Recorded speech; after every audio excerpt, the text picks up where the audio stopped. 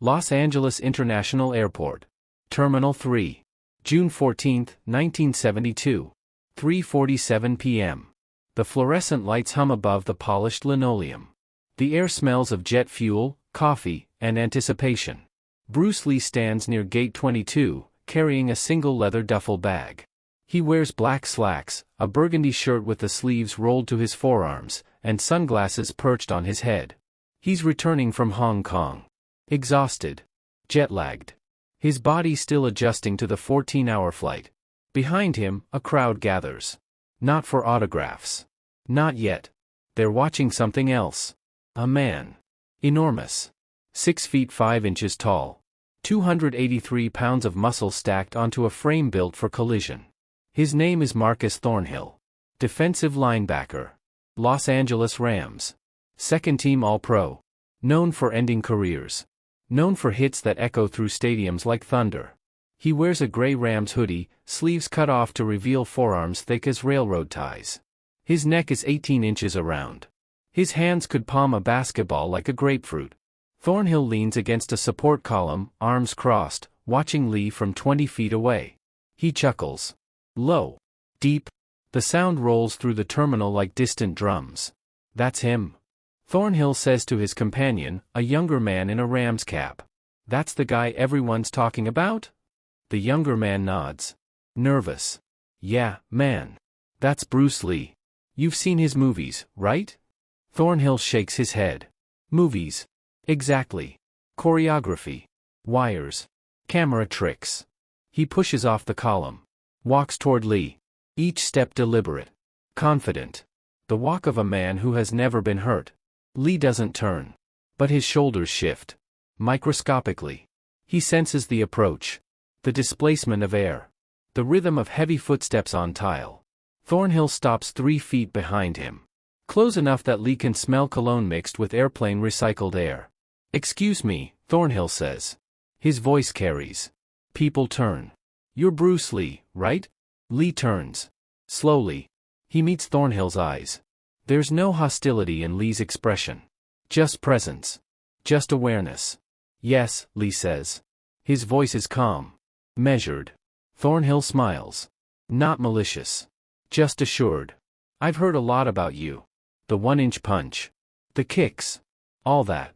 He gestures vaguely. My nephew watches your movies. Loves them. Lee nods. Thank you. But I gotta be honest with you, Thornhill continues. He steps closer. Now 2 feet away. I don't buy it. The power thing. See, I've played football for 8 years. I deliver hits at full speed. 300 pounds of force. Real impact. That's real power. He taps his chest with one massive fist. What you do in those movies? That's different. That's acting. The terminal grows quieter. Passengers slow their walking. Security guards glance over. Lee's eyes don't change. No anger. No offense. Just listening. You think power comes from size, Lee says. It's not a question. A statement. I know it does, Thornhill replies. Basic physics. Mass times velocity equals force. I've got the mass. I've got the velocity. That's why when I hit a running back, he goes down. Every time. That's power. Lee sets down his duffel bag. Carefully. Deliberately. He rolls his shoulders once. A small movement. Like settling water. Would you like to see something? Lee asks. Thornhill grins. See what? Real power. The linebacker laughs. Genuine. Not mocking. Amused. You serious? If you're willing, Lee says. Thornhill looks around. The crowd has grown. 30 people. 40. Watching. Waiting. He shrugs. All right. Sure. What do you want to do? Punch me? He spreads his arms wide, exposing his chest. Go ahead. Give me your best shot. Hollywood power. Let's see it. Lee shakes his head. Not here. Too many people. Too much liability. He points toward a service corridor 20 yards away. A hallway leading to baggage handling. Gray walls. Concrete floor. Empty. You want to go back there? Thornhill asks. If you want to understand, Lee says. Thornhill exchanges glances with his companion. Then he nods. All right. Let's do it. They walk toward the corridor. The crowd follows. Security guards trail behind, uncertain whether to intervene or observe. Lee moves first. Thornhill follows. The younger Rams player. Then spectators. Businessmen. Flight attendants. A janitor pushing a cart. The corridor is 20 feet wide. Cinder block walls painted industrial beige. Overhead lights cast harsh shadows. The floor is bare concrete, slightly dusty. It smells like oil and cardboard. Lee stops. Turns. Faces Thornhill. You ready? Lee asks. Thornhill plants his feet. Wide stance. Linebacker stance. Knees bent. Center of gravity low. Yeah. I'm ready. Do your thing. Lee steps forward. One step. He raises his right hand. Open palm. Places it against Thornhill's sternum. Gently. Almost tender. Thornhill looks down at the hand. 5'7". 135 pounds. Pressing against 6'5". 283 pounds. Is that it? Thornhill asks, grinning. Lee doesn't answer. What happened in the next 9 seconds would reveal something most men spend lifetimes never understanding, that power has nothing to do with how much force you deliver, and everything to do with where that force arrives. 3 months earlier. Oakland, California. March 1972. Marcus Thornhill sits in the Rams training facility, ice pack strapped to his left knee. The room smells like liniment and sweat. His position coach, a former linebacker named Dutch Coleman, stands nearby reviewing film on a projector. The screen flickers. Shows Thornhill's highlight reel. Hit after hit. Running backs crumpling. Quarterbacks folding. Thornhill's specialty. You see that? Dutch says, freezing the frame. Right there.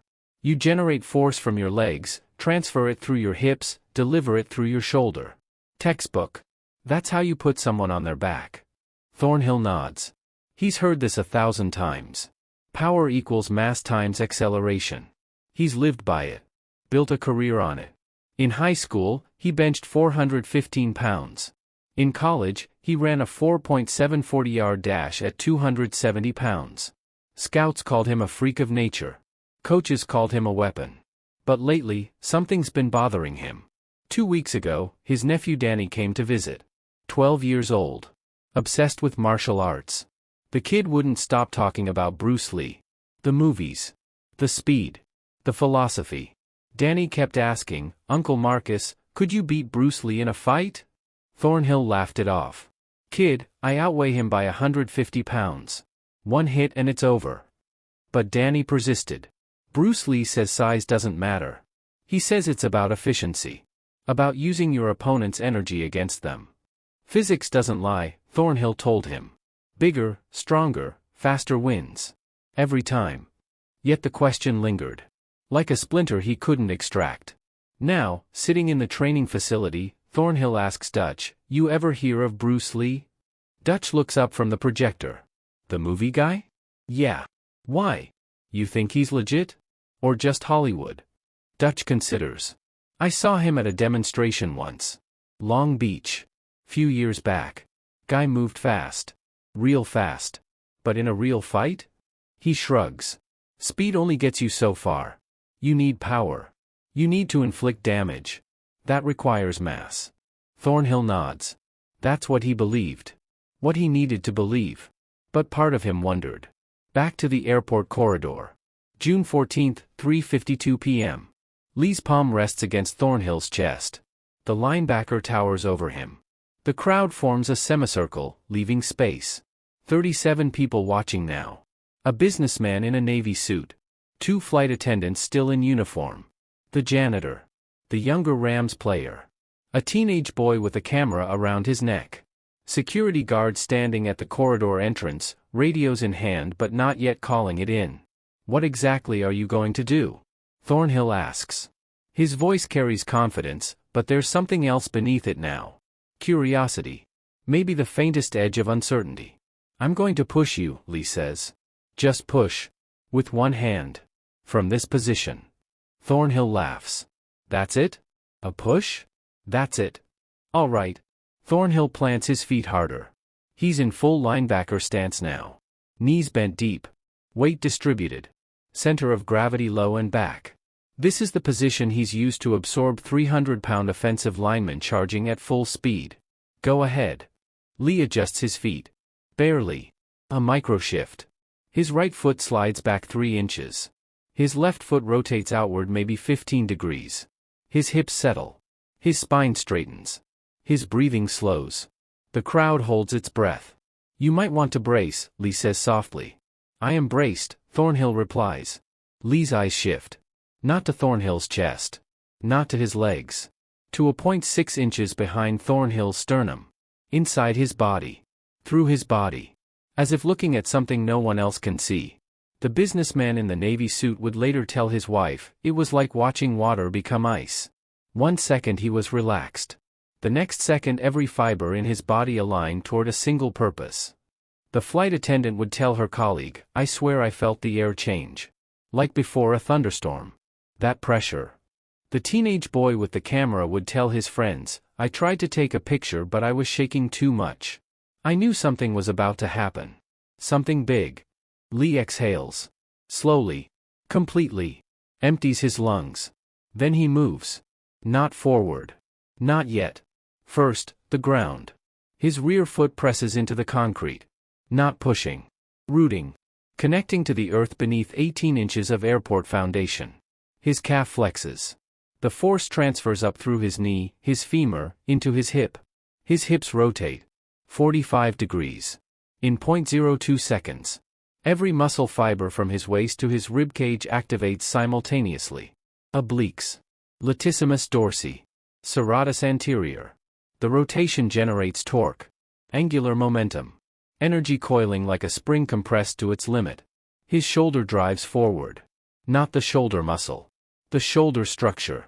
Scapula, clavicle, humerus moving as one unified piece. The force from his legs, amplified by his rotating core, channeled through bone and tendon into his extended arm. His palm, still resting against Thornhill's sternum, becomes the delivery point. The terminus. The exit wound for energy that began in the concrete beneath his feet and traveled through a body engineered over 10,000 hours of training to transmit force with zero wasted motion. Total distance traveled, 6 inches. Total time elapsed, 0.38 seconds. Total force delivered, 350 pounds per square inch. Concentrated into a surface area the size of a credit card. Striking not Thornhill's chest muscles, but through them, targeting the sternum itself, the xiphoid process, the space where ribs meet cartilage. But what happened next wasn't about the numbers. Marcus Thornhill lifts off the ground. Not a stumble. Not a step backward. Lifts. Both feet leave the concrete simultaneously. His body travels backward through the air. Horizontal. Parallel to the floor. Like a linebacker hit by a freight train. 7 feet. 8 feet. 9 feet of airborne travel. He crashes into the cinder block wall. The impact sounds like a bass drum struck with a sledgehammer. Deep. Resonant. The teenager's camera captures the moment 1 frame before Thornhill hits. In the photograph, you can see it, a 283-pound man completely airborne, suspended in space, his face frozen in an expression somewhere between shock and disbelief. Thornhill slides down the wall. Lands on his backside. Hard. His legs sprawl forward. His back against the cinder blocks. For 3 seconds, he doesn't move. Doesn't breathe. Can't breathe. The wind is gone from his lungs. Completely evacuated. His diaphragm spasms, trying to remember how to pull air. The corridor is silent. Lee lowers his hand. Returns to neutral stance. His breathing is normal. Unchanged. As if he'd simply opened a door instead of launching a professional athlete across a hallway. The businessman in the navy suit whispers, Jesus Christ. One of the flight attendants covers her mouth. The younger Rams player stares, mouth open, unable to process what he just witnessed. Thornhill gasps. Pulls in air. It burns. His chest feels like someone detonated dynamite behind his sternum. He tries to stand. His legs won't cooperate. Not yet. He looks down at his chest. At the spot where Lee's palm had been. There's no mark. No bruise. Nothing visible. But inside, everything hurts. What? Thornhill's voice comes out as a rasp. He coughs. Tries again. What the hell was that? Lee walks toward him. Slowly. Stops 3 feet away. Crouches down to eye level. His expression holds no triumph. No pride. Just steady observation. That was power, Lee says quietly. Not the power you know. Not the power of mass and collision. The power of efficiency. Of alignment. Of understanding how force travels through structure. Thornhill stares at him. His mind races, trying to reconcile what just happened with everything he's been taught. 8 years of football. 12 years before that of weight training. Coaches drilling into him that bigger is better, stronger is better, heavier hits harder. I'm 280 pounds, Thornhill says. Still breathless. I was planted. I was braced. How did you?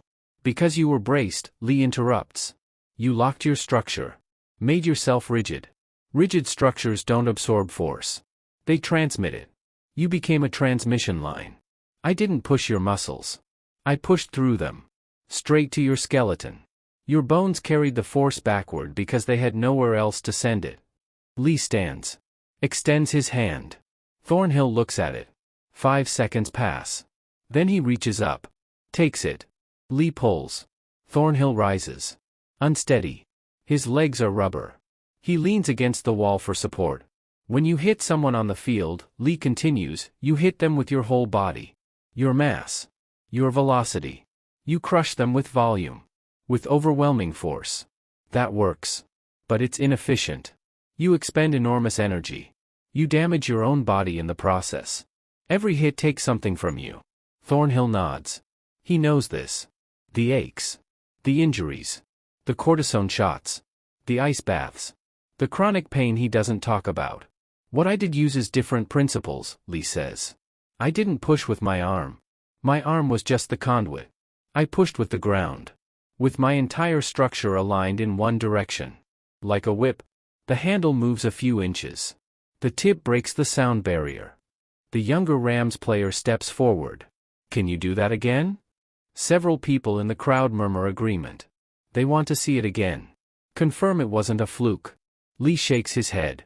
No. Why not? Someone asks. Because Marcus understands now. There's nothing left to demonstrate. Thornhill pushes off the wall. Tests his legs. They hold. He rotates his shoulders. Winces. His back hurts where it hit the cinder blocks. His chest feels bruised from the inside. But more than the physical pain, something else bothers him. Something deeper. His entire understanding of power just shattered. How long did it take you to learn that? Thornhill asks. Lee considers the question. I've been training since I was 13.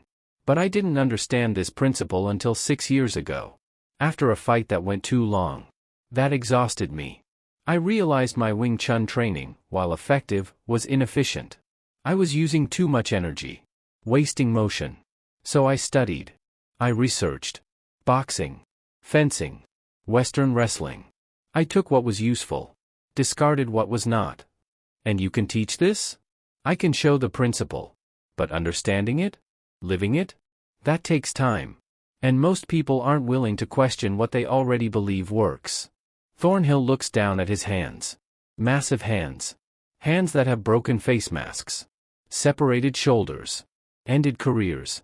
Hands that, in this moment, feel inadequate.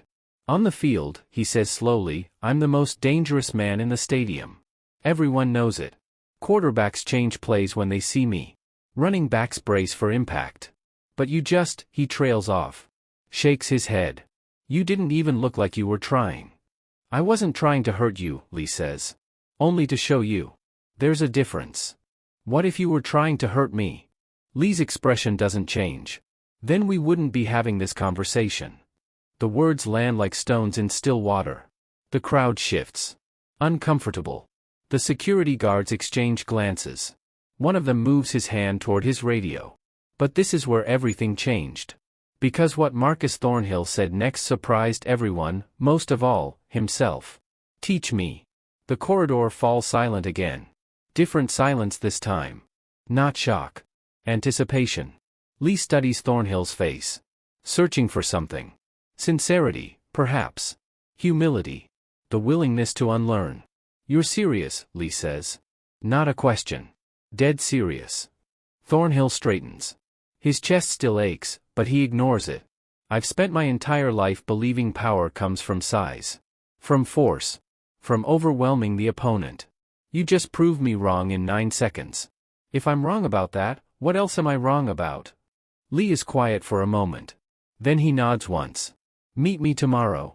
4 p.m. Chinatown. June Fan Gung Fu Institute. 628, College Street, 2nd floor. He pauses. But understand, what I teach isn't about making you hit harder on the football field.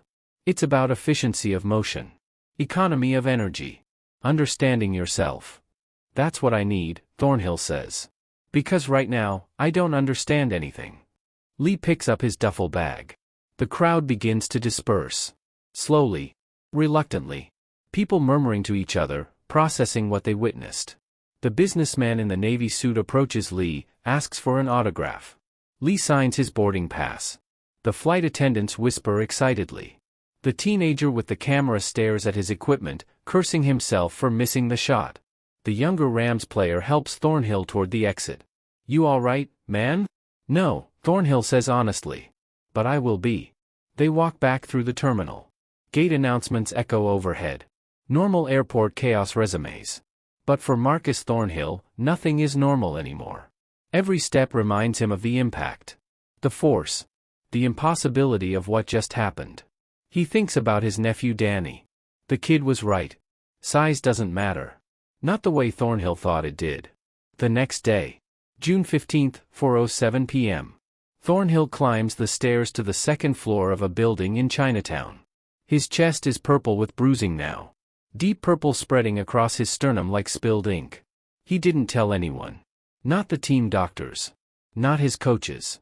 Just told them he needed a personal day. The studio is small. Wooden floors. Mirrors on one wall. Heavy bags hanging in the corner. The air smells like sweat and liniment oil. Bruce Lee stands in the center of the room wearing black pants and a white tank top. 2 students practice chi-saw near the windows. They glance at Thornhill when he enters. The giant football player in a Rams t-shirt and gym shorts. You came, Lee says. I said I would. Many people say things. Fewer follow through. Lee gestures to the floor. We'll start simple. Show me your stance. Thornhill drops into his linebacker position. Low. Stable. Powerful. Lee walks around him. Observing. This stance is designed for collision. For absorbing force and delivering force. It's strong. But it's also rigid. Committed. If your opponent doesn't come where you expect, you must reset. That takes time. Time is distance. Distance is defeat. He demonstrates his own stance.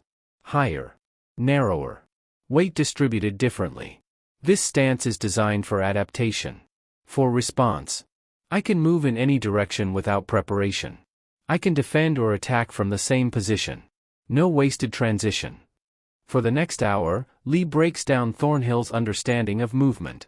Shows him how tension creates weakness. How relaxation creates speed. How breathing connects to power. How the mind must be empty to react without thought. Thornhill struggles. His body fights every instruction. Decades of conditioning resist. But slowly, incrementally, something shifts. He begins to feel it. The difference between muscular force and structural alignment. Between power and strength. You'll need months to internalize this, Lee tells him as the session ends. Maybe years. Your body has to forget what it knows. That's harder than learning something new. I'll put in the work, Thornhill says. Lee nods. I believe you will. Because yesterday, something in you broke. Your certainty. And that's where learning begins, in the space where certainty used to live. 3 years later. June 1975. Marcus Thornhill retires from professional football. Not from injury. From choice. He opens a gym in Los Angeles. Not a football training facility. A martial arts studio. He teaches principles he learned from Lee. Efficiency. Adaptation. The difference between force and power. His nephew Danny becomes his first student. Former teammates visit. Skeptical at first. Then curious. Then committed. Thornhill shows them what Lee showed him. That power isn't about size. It's about alignment. About understanding how the human body transmits energy. When Bruce Lee dies in July 1973, Thornhill attends the funeral. He stands in the back. Doesn't speak. Just pays respect to the man who, in 9 seconds, changed everything he thought he knew. Years later, reporters ask Thornhill about his career. The tackles. The highlights. The All-Pro selections. He always gives the same answer: my real career started in an airport corridor. When a man half my size taught me what power actually means. The lesson wasn't about winning. Wasn't about dominance. It was about understanding that true mastery begins the moment you realize you know nothing. In that empty space, that gap where certainty dissolves, wisdom takes root. Marcus Thornhill spent 8 years as a linebacker believing he was dangerous. He spent the rest of his life understanding he'd been merely strong. And the difference between those two things is everything. If this story changed how you see martial arts, remember, the most powerful technique isn't a punch or a kick. It's the willingness to question what you think you already know. There are dozens more untold confrontations like this, moments that rewrote the rules of combat. The real question is whether you're ready to have your own certainties shattered. Because that's where the journey truly begins. In the space between what you believed yesterday and what you discover today. That's where power lives.